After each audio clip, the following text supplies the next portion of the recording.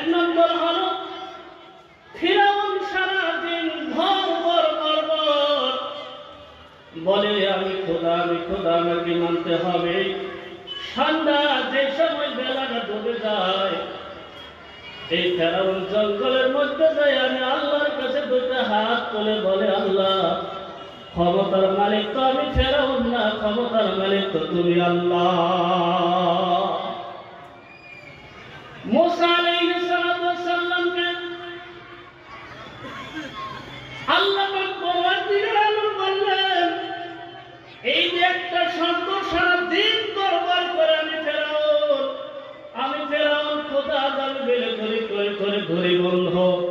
সন্ধ্যা যে সময় হয়ে যায়, জঙ্গলের মধ্যে বসে বসে আল্লাহর কাছে দুইটা হাত তুলে বলে, ইয়া আল্লাহ, আমি জানি ক্ষমতার মালিক তুমি আল্লাহ, কিন্তু মানুষে খোদা বললে আমার খুব ভালো লাগে,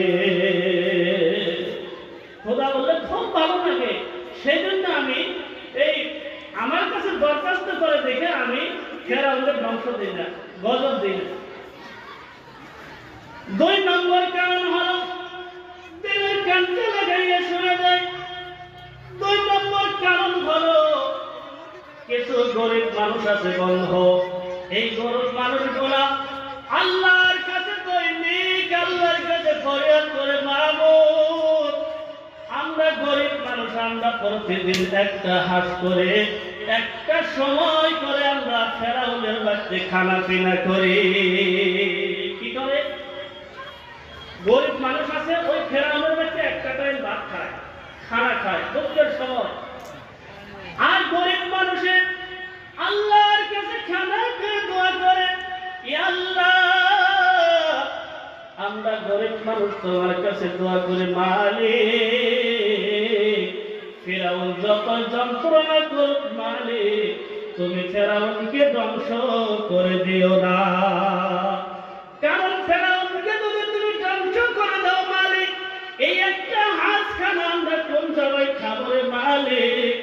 এই জন্য আল্লাহ পাক পরওয়ারদিগার আলম বলছেন, এই ইতিম মানুষের হাতের বদলে আমি ওই ফেরাউনকে গজব দিই না। কয় নম্বর গেল? বলতে কথা বল, গম বলবো মানে শেষ। আপনার আমল কোনটা যাবো, কেনা কি করতেছে বুঝা পাবেন না। সাগরের মধ্যে কবেন যে কি বক্তা কি কথা কয়েছে, এগুলো কিছুই বুঝলাম না, অন্তত আমার যে লক্ষ্য না, এটা কোনো খবর।